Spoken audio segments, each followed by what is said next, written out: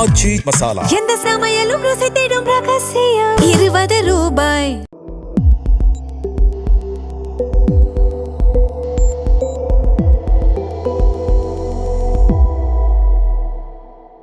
Sir வணக்கம்.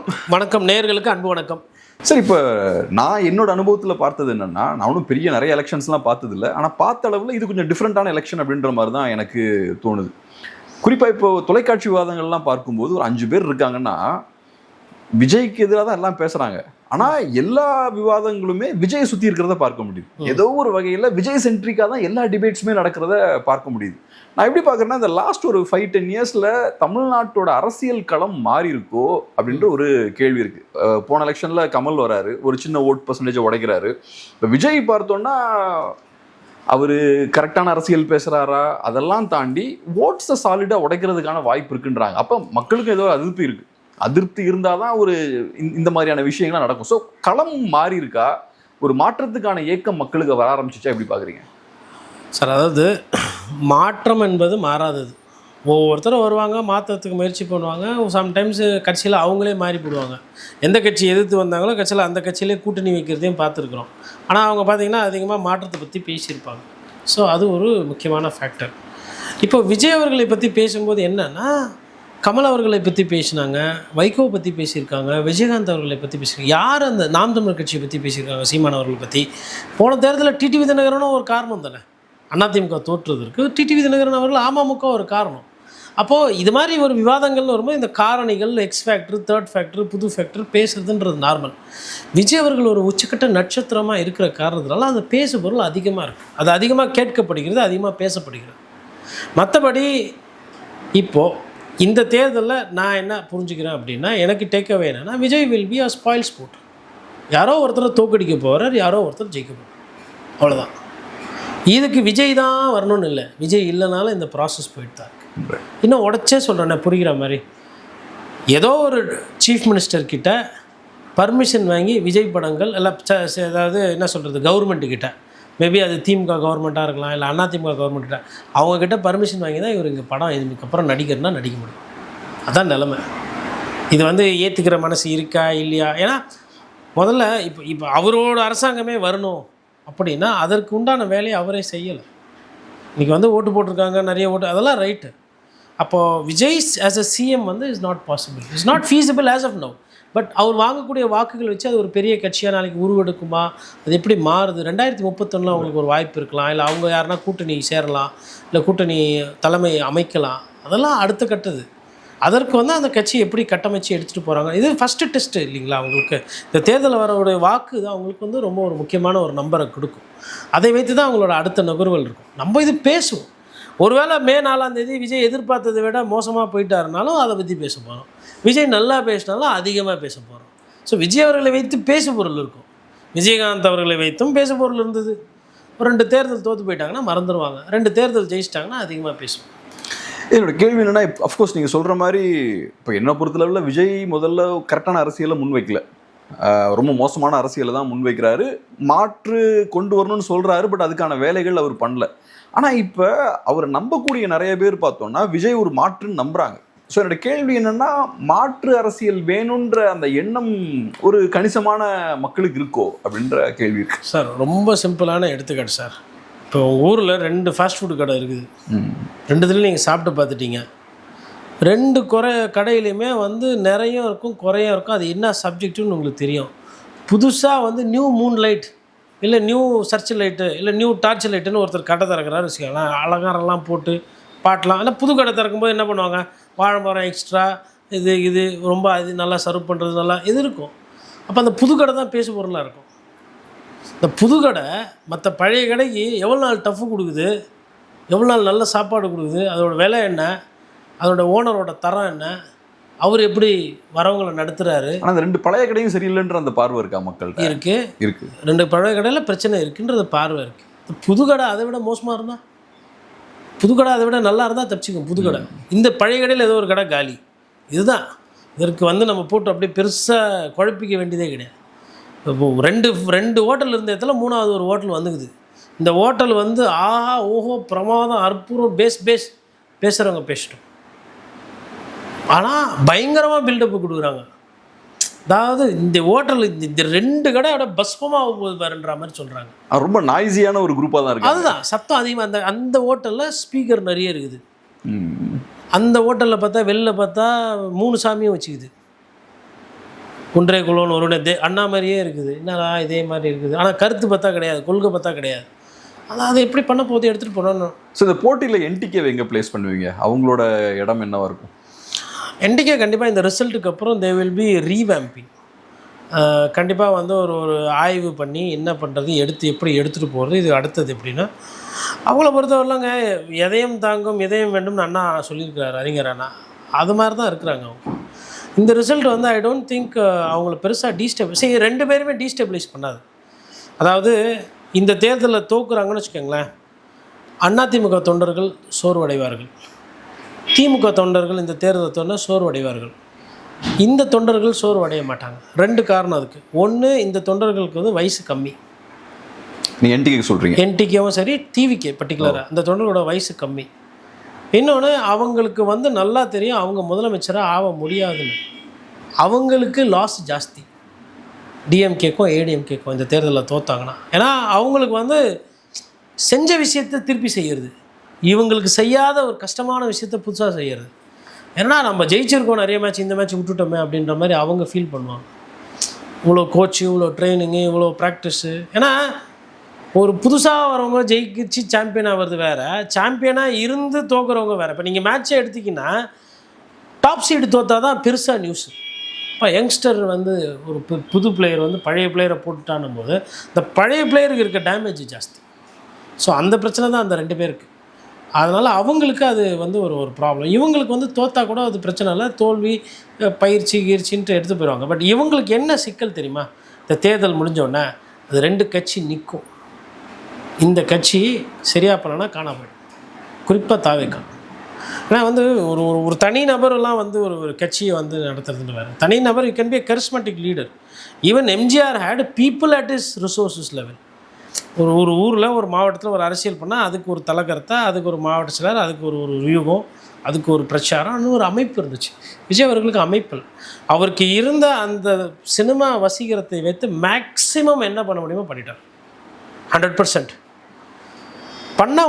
பண்ணாமல் பண்ணது என்னென்னா அவர் மோகத்தை வச்சு பண்ணார். பட் அவரோட உடல் உழைப்பையோ இல்லை வியர்வையோ அதிகமாக கொடுக்கல. நகரங்கள்லேயே பேசிட்டு சட்டமன்ற தொகுதி நிறைய போகாமல் தன்னோட சொந்த தொண்டர்களுக்கு, சொந்த கட்சிக்காரர்களுக்கு பிரச்சாரம் பண்ணாமல் விட்டுட்டார். ஆனால் அதுக்கு பதிலாக குழந்தைங்களை விஜய் வீட்டுக்குள்ளே ஒரு விஜய் குழந்தைங்கள போய் சொல்லுவோம். வீட்டில் எல்லார் வீட்லேயும் தானே குழந்தை இருக்குது, அந்த குழந்தைங்களெல்லாம் வந்து ஒரு பிரச்சாரத்துக்கு பயன்படுத்தியிருக்கிறார். இப்போ என்டிகேவோட ஒரு ஸ்ட்ரென்த் என்னன்னு பார்த்தோம்னா, ஒரு 10 வருஷம் களத்தில் நின்றுட்டாங்க. ஒவ்வொரு எலெக்ஷன்லையும் அந்த வாக்கு சதவீதமும் பார்த்தோம்னா அதிகரிச்சுக்கிட்டே இருக்குது. இது சாதாரண விஷயம் கிடையாது. இப்போ அதை செய்ய முடியுதுன்னா அவங்கக்கிட்ட ஒரு அரசியல் இருக்குது, அந்த அரசியலை பேசுகிறாங்க, ஓட் ஷேர் இன்க்ரீஸ் ஆகுது. இப்போ தாவேக்காவை பொறுத்தளவு ஃபஸ்ட் எலெக்ஷனில் இம்பாக்ட் ஏற்படுத்துகிறாங்க, ரைட்டு.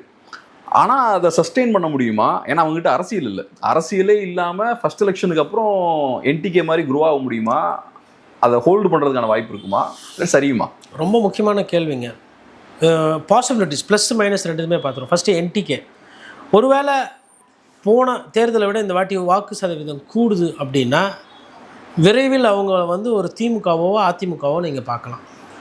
ஒருவேளை இந்த தேர்தலில் ஒரு 10 இல்லை 12% வாங்குறாங்கன்னு வச்சுக்கோங்களேன், தாவேக்கா எவ்வளோ வேணால் வாங்கட்டும். பட் டிஸ்பைட் தாவேக்காவோட ஓட் ஷேரை விட என்டிகேவோ ஓட் ஷேரை கூட வாங்குது அப்படின்னா தென் நாம் தமிழர் கட்சி இஸ் ஹியர் டு ஸ்டே. ஏன்னா அது வந்து காம்பவுண்டிங்கில் வளருது. அது வந்து எப்படின்னா ஒரு மரம் புஷ்ஷுன்னு வளரல, ஒரு மரம் கொஞ்சம் கொஞ்சமாக வளருது நாம் தமிழர் கட்சி. அப்போது அது வந்து நிற்கும். அது வந்து ஒரு இது உங்களுக்கு புஷ்ஷுன்னு வளருதுன்னா அது சீக்கிரமாக வளர்ந்து முடிஞ்சிடும், பீக் ஆயிரும். டிவிகேவோட க்ரோத் அப்படி. ஏன்னா ஃபஸ்ட்டு தேர்தலே அவங்களோட அந்த ரீச்சு எல்லாமே வந்து அவங்க ரொம்ப அதிகப்படுத்தி பேசுகிறது காட்டுறது எல்லாமே இருக்குது. ஒருவேளை இப்போது அவங்களுக்கு நாம் தமிழர் கட்சிக்கு ஓட்டு சதவீதம் 8லேருந்து 4 ஆகுதுன்னா அந்த கட்சி ஒரு பெரிய பின்னடைவை சந்திக்கும். அதுலேருந்து திருப்பி குரூப் ஆகி வரத்துக்கு அவங்களுக்கு பல வருடங்கள் தேவைப்படும். இப்போ தாவேக்காவை பொறுத்தவரையிலும் பார்த்திங்கன்னா இந்த ஃபஸ்ட்டு தேர்தல்ன்றது அவங்க வாங்குறது ஒரு கணிசமான வாக்குகள்னால் அதை வச்சு அவங்க பில்டு பண்ண ட்ரை பண்ணுவாங்க. பட்டு என்ன நடக்கும்னா தேர்தல் முடிவுக்கு பிறகு இப்போ திராவிட கட்சிகள் லூஸ் விட்ருக்காங்க. அவங்க 2 பேருக்குள்ளே தான் அவங்க கத்தி எடுத்து குத்திக்கிட்டாங்க. திமுக அதிமுகவை தாக்குறதும், அதிமுக திமுகவை தாக்குறதும். டிவிகே பற்றி அவங்க அவ்வளோவா வந்து விஜய் அவர்களை பற்றி பெருசாக பேசுகிறதோ கொள்றதோ பண்ணல. தேர்தல் முடிஞ்சவொடனே இந்த தாக்குதல் நடக்கும். தாக்குதல் நடக்குது என்னன்னா, டிவிகேலேயும் அதிருப்தியாளர் இருப்பாங்க இல்லையா, டிவிகேலேயும் தோக்குறவங்க லிஸ்ட்டு பெருசாக இருக்கும் இல்லையா, தோற்றவங்களெல்லாம் அப்பா சொல்லுப்பா ஏன்பா தோத்த அப்படின்னு பேசுவோம். சரி, இதுக்கு வந்து பெருசாக சூழ்ச்சி சதியெல்லாம் பண்ண வேணாம், இது அரசியல். ஏன் என்னை விட்டு போனேன், அண்ணன் சீட்டு கொடுக்கல, கட்சி ஒன்று அங்கீகரிக்கல, சரி அங்கே போனேன், ஆள் ஆகிட்டியா, என்னவாயிட்ட நீ, எம்எல்ஏ ஆகிட்டியா, மந்திரி ஆகிட்டியா, இல்லை மாவட்ட செயலர் பயங்கரமாக ஆகிட்டிங்களா அப்படின்னும் போது இந்த வேகமாக 100 சீட்டுக்கு மேலே சீட்டு கட்சா போதுன்னு விசிலுக்குள்ளே பூந்தாங்க இல்லையா, பூந்தவங்களாம் திருப்பி வெளில வந்து எட்டி பார்ப்பாங்க. என்னப்பா திருப்பி பழைய மாதிரி என்ன இருந்தாலும் விசிலு தவுளோண்டாக இருக்குது, உதயசூரியன்னா கதகதப்பாக இருக்குமே, வெயில் என்னாலும் பரவாயில்ல, மழையில் கஷ்டப்பட வேணாங்க, திருப்பி உதயசூரியனுக்கே போயிடலாமே, இலையில் பாதுகாப்பாக இருந்தோமே, இந்த மாதிரிலாம் இல்லை, என்ன இருந்தாலும் அதனுடைய மதிப்பு வேறு தான், நம்ம எதாக இருந்தாலும் நம்ம திருப்பி இலையிலே போய் சேர்ந்துக்கலாம், இவ்வளோ நாள் இருந்துட்டு கட்சி நேரத்தில் எதுக்கு நம்ம ஒரு செங்கோட்டையனா ஆகணும். எனக்கு என்னமோ அவ்வளோ கஷ்டப்பட்டுலாம் யோசிக்க மாட்டாங்கன்னு தோணுது சார். ஏன்னா அவங்க திட்டமே அதுதான் சார். அதுதான் sir, what comes easy will go easy. இல்லை, நான் என்ன யோசிக்கிறேன், அவங்களுக்கு தெரியும்னு நினைக்கிறேன். ஏன்னா இப்போ அவங்க அதிமுக திமுகலாம் எனக்கு ஸ்பேஸ் இல்லை, அதனால தாவேக்காவை யூஸ் பண்ணி ஒரு சின்ன பேஸ் செட் பண்ணுவோம், ஒரு 20% ஓட்டு வாங்கிட்டோம்னா அதை காட்டி எடுத்தது திமுக அதிமுக கிட்ட நம்ம பேசுவோம். ஏன் அதே தான் எக்ஸாக்ட்லி அங்கே தான் வருது. ஏன் இதை நான் சொல்றேன்னா, இப்போ நான் களத்துக்கு பேசுகிற தொகுதிகளில் பார்க்குறேன், அவங்க ஏறக்குறைய திமுக அதிமுக ஸ்டைலில் ஆட்களுக்கு பணத்தை கொடுக்குறாங்க, ஆட்களை கூட்டி வைக்கிறாங்க ஒரு இடத்துல, இதெல்லாம் அவங்க பண்ணுறாங்க. ஸோ அப்போ அவங்க வந்து பெரிய இந்த சித்தாந்தம் மாற்று அரசியல்லாம் யோசிக்கல, அதே தான் பொலிட்டிக்கல் கரியரை பில்ட் பண்ணிட்டு இருக்காங்க. சார் 2 விஷயம் நடக்க போகுது. மே 4க்கு அப்புறம் ரிசல்ட் வரப்போகுது. ஒரு திராவிட கட்சி ஆட்சி அமைக்கும், இல்லை அது தொங்கு சட்டமன்றமோ ஏதோ ஒன்று. இது கடந்து முடிஞ்சதுக்கப்புறமா உள்ளாட்சி தேர்தல் வரும். உள்ளாட்சி தேர்தல் வந்தவுடனே இப்போ எம்எல்ஏ சீட்டு கேட்டு தாவேக்கல்ல போனவங்க, திமுகவில் இருக்கவங்க, அதிமுக திருப்பி அவங்களுக்குள்ள ஒரு விஷயம் வரும். அப்போ நீங்கள் சொன்ன அந்த 20% நான் வச்சுருக்கேன், நான் உங்கள் கட்சியில் உங்களுக்கு உள்ளாட்சியில் ஆள் இல்லை, நான் வரேன். நிறைய பேர் அப்போ என்ன பண்ணுவாங்கன்னா, எது ஆட்சி இருக்கோ அந்த ஆட்சியில் இருக்க கட்சிக்கிட்ட நிறைய பேர் தாவேக்காக்கு போய் சேர்ந்தாங்க இல்லையா, போனவங்க நிறைய பேர் திருப்பி வரத்துக்கு வாய்ப்பு இருக்குது. இதெல்லாம் நிறைய நேரத்தில் நிறைய கட்சிகள் நடந்துருக்கு. இது தாவேக்காக்கு தான் நடக்குமா, உனக்கு தெரியுமா கோட்டீஸ்வரானா, ஐயா சாமி இது டிஎம்டிகேக்கு நடந்தது, ஐயா சாமி இது எம்டிஎம்கேக்கு நடந்தது, ஐயா சாமி இது தமிழ் மாநில காங்கிரஸ்க்கு நடந்தது, எம்என்எம் மக்கள் நீதி மையம் கட்சியே காணும், இதேதான் கூடாரத்தையே காணும். டார்ச் என்ன ஆகிவிட்டு இதை நான் தான் உடைத்து விட்டேன், அது தூக்கி வீசினேன், உடைந்து ரிமோட்டு அதுவும் உடைச்சு, டிவியும் எதுக்குப்பா இதெல்லாம் வச்சு தலைவரையும் சேர்த்து வண்டியில் ஏற்றிட்டாங்க. இப்போ இது ப்ராசஸ்ஸுங்க. சரிங்க, ஒரு ஒரு ஒரு ஒரு அரசியல்னால் அதில் ஒரு ஒரு ப்ராசஸ் இருக்குது. அந்த ப்ராசஸ் பார்க்குறேன், இது நடக்கும், இது நடக்க போகுது. நான் வந்து அதை தான் என்னால் வந்து ஒரு வியூகமாக பார்க்கிறேன். அதாவது இந்த 2 பேரை ஏறி நீங்கள் மேலே போயிட்டீங்கன்னா இந்த கட்சியிலேருந்து உங்ககிட்ட வருவாங்க, இந்த 2 கட்சியை ஏறி நீங்கள் மேலே போகாமல் நீங்கள் திருப்பி மறுபடியும் 3வது இடத்துல தான் நிற்கிறீங்கன்னா, உங்கள் கட்சியிலேருந்து திருப்பி எங்கேருந்து வந்தாங்களோ அது திருப்பி அவங்க வந்து தண்ணி எப்படி பள்ளத்தை நோக்கி போகும், அதே மாதிரி திராவிட கட்சிகள் நோக்கி திருப்பி போயிடுவாங்க. இதை விட்டு இன்னும் ஒரு கேள்வி, இப்போ நான் பார்த்த அளவில் விஜய் அவர்கள் பெருசாக களப்பணி செய்யலை பிரச்சாரம்னு வரும்போது. இந்த லாஸ்ட் 6 months பார்த்தோம்னா அவரோட செயல்பாடுகள் ரொம்ப குறைவு. கடைசி 2 வாரத்தில் கொஞ்சம் ஒர்க் பண்ணுறார். இது முதல் எலெக்ஷனுக்கு முன்னாடியே அவர் பெருசாக ஒர்க் பண்ணலான்னா, எலெக்ஷன் முடிஞ்சதுக்கப்புறம் தாவேக்கா விஜயோட அரசியல் செயல்பாடு எப்படி இருக்குன்னு நினைக்கிறீங்க? ரெஸ்ட் எடுப்பார், ஓய்வு. இப்போ நீங்கள் எடுத்திங்கன்னா பார்த்தீங்கன்னா 1 நாள் வேலை 3 நாள் ஓய்வு, 1 நாள் வேலை 2 நாள் ஓய்வு, 2 நாள் வேலை 2 நாள் ஓய்வு, வேலை ஓய்வு ஓய்வு, இப்படி இருந்தது. இது நான் சொல்கிறது வந்து லாஸ்ட் 20 நாள். அதான் அதுக்கு முன்னாடிலாம் பார்த்தீங்கன்னா ஓய்வுன்னு எடுத்தால் 1 வாரம் ஓய்வு, 2 வாரம் ஓய்வு, 1 மாதம் ஓய்வு, 3 மாதம் ஓய்வு, அதுதான். ஸோ அப்போ அவருக்கு எது பிடிக்குது, ஓய்வு. நமக்கு என்ன பிடிக்குதுன்றது இங்கே முக்கியம் இல்லை, மக்களுக்கு என்ன பிடிக்குதுன்றது முக்கியம் இல்லை, அவருக்கு எது பிடிக்குது, ஓய்வு. இது நாணயமாக கண்டுபிடிச்சி சொல்கிறேன். அவர் ஓய்வு எடுத்ததுனால நான் அதை ஓய்வாக பதிவு பண்ணுறேன். அப்போ அவருக்கு பிடிச்சது எது, ஓய்வு. ஓய்வு எடுக்கிறவர் போய் உழனா அது யார் தப்பு, நம்ம தப்பா அவர் தப்பா? அவர் சரியாக தான் இருக்கிறாரு, தப்பாக இருக்கிறது யார், நம்ம.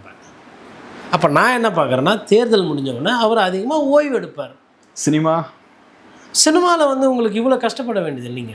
சினிமாவில் என்னங்க 3 மணி நேரம் 4 மணி நேரம் வந்து நீங்கள் எல்லாம் 5-3 அடுக்காக ரெடியாக இருக்கும், கேமரா ஸ்டாண்ட் பையில் இருக்கும், ட்ராலி ரெடியாக இருக்கும், டான்ஸ் மாஸ்டர் பேக்ரவுண்டில் ஆடுறவங்களெல்லாம் ரெடி பண்ணியிருப்பார். ஜிமிக்கு கமலில் இப்படி ஆடினா போதும், பின்னாடி 50 பேர் ஆல்ரெடி 5 மணி நேரம் ப்ராக்டிஸ் பண்ணி சிங்கில் இருப்பாங்க. ஆனால் சினிமா பண்ணுவார்னு நினைக்கிறீங்க? இல்லை, அவர் நல்ல நடிகர் இல்லை, நல்ல நடிகர். இப்போ இதிலே இவ்வளோ நடிக்கிறாரு, அதில் ஆல்ரெடி நடிச்சிருக்கிறாரு. அவருக்கு பிடிச்சது அவருக்கு வர்றது நடிக்கிறது தானே, நடிக்கட்டுமே.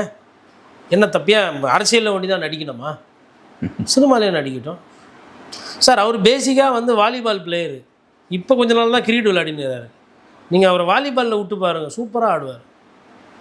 Is not basically cricket player. Correct. Cricket தமிழ்நாட்டில் இந்தியாவில் பெரிய கேமுன்றதுனால மாறி வந்துக்கிறாரு. சரி, இது என்ன பார்ப்போமே. அதனால் அவர் எந்த துறைக்கு வந்தாலும் அந்த துறைக்கு செல்லலாம். But people will miss him in screens.